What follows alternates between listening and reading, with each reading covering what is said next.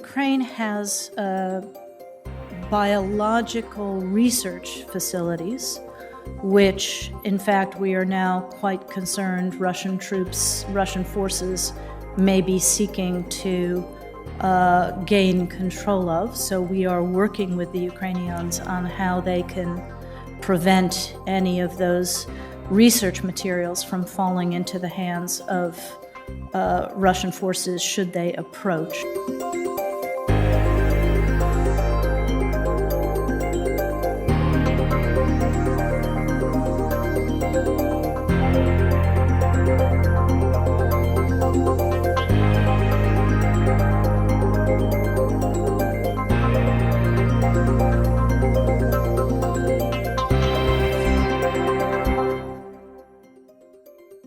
It could have been avoided if President Biden and NATO had done exactly what you were just talking about in agreeing, hey, we're going to take NATO off the table for Ukraine.